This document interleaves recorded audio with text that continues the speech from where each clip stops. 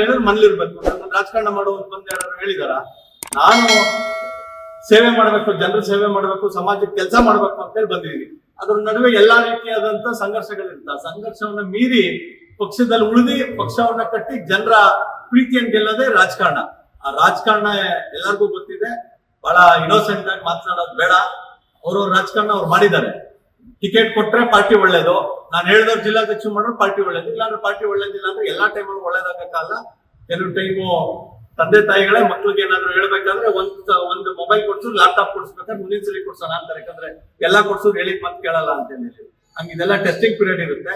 ನಾಳೆ ನಾನು ಇವತ್ತು ಜನರಲ್ ಸೆಕ್ರೆಟರಿ ಇದ್ದೀನಿ. ನಾಳೆ ಯಾವ್ದೋ ಕಾರಣಕ್ಕೆ ನಾನು ಜನರಲ್ ಸೆಕ್ರೆಟರಿ ಬೇಡಪ್ಪ, ನಿಂಗೆ ಬೇರೆಯವ್ರಿಗೆ ಅವಕಾಶ ಕೊಡ್ಬೇಕು ಅಂತ ಹೇಳಿ ಹೇಳಿದ್ರೆ ವಿಲ ಅಂತ ಸುಧಾಕರ್ ಅವ್ರಂಗೆ ಅಪಾಪಿತನ ಮಾಡಕ್ಕಾಗತ್ತ? ಸಮಾಧಾನವಾಗಿರ್ಬೇಕು.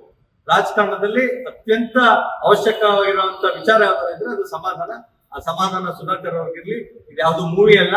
ರಾತ್ರಿ MLA ಆದ್ರು, ಮಂತ್ರಿ ಆದ್ರು, ಅದಾದ್ಮೇಲೆ ಮತ್ತೆ ಎಲೆಕ್ಷನ್ ನಲ್ಲಿ ಇವ್ರಿಗೆ ಜಿಲ್ಲೆ ಪೂರ್ತಿ ಕೊಟ್ಟಂತ ಸಂದರ್ಭದಲ್ಲಿ ಒಂದೇ ಒಂದು ಸೀಟು ಗೆಲ್ಸ್ಕೊಳಕ್ಕಾಗಿಲ್ಲ.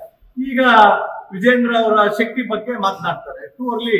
ನಿಮ್ಮನ್ನು ಸೇರಿದಂತೆ ಎಲ್ಲರೂ ಸೇರಿ ಪಕ್ಷ ಕಟ್ಟೋಣ, ಒಟ್ಟಿಗೆ ಕೆಲಸ ಮಾಡೋಣ.